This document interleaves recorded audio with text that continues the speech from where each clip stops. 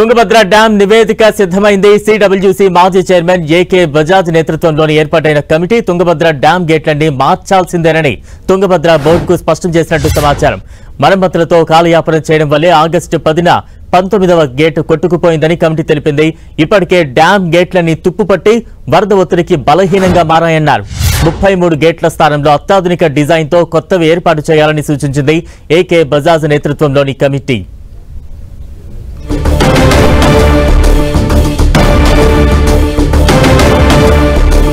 Tungabhadra crust గేట్ల కాలం తీరిందంటూ కూడా experts committee చెబుతోంది. మరమ్మతులతో కాలయాపన వద్దంటూ కూడా నిపుణుల కమిటీ సూచిస్తోంది. బలహీనంగా ఉండటంతోనే 19వ గేటు కొట్టుకుపోయిందంటూ కూడా ఆ కమిటీ సూచించింది. అత్యాధునిక డిజైన్లతో కొత్త గేట్లు సిద్ధం చేయాలంటూ కూడా ఏకే బజాజ్ కమిటీ ఈ సందర్భంగా నివేదికను సబ్మిట్ చేసింది. తుంగభద్ర డ్యాం నివేదిక అయితే సిద్ధమైంది. నేషనల్ డ్యాం సేఫ్టీ అథారిటీ నివేదిక నిపుణుల కమిటీ ఇవ్వనుంది. దీనికి సంబంధించిన అప్డేట్స్ మనం చూస్తున్నాం. మొత్తంగా తుంగభద్ర క్రస్ట్ గేట్ల కాలం తీరిందంటూ కూడా ఎక్స్పర్ట్ కమిటీ తేల్చింది.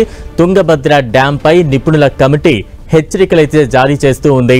తుంగభద్ర డ్యాం గేట్లన్నీ కూడా మార్చాల్సిందేనంటూ కూడా ఈ కమిటీ పలు సూచనలు చేస్తోంది. మరమ్మతులతో కాలయాపన చేయొద్దు అంటూ కూడా నిపుణుల కమిటీ చెబుతోంది.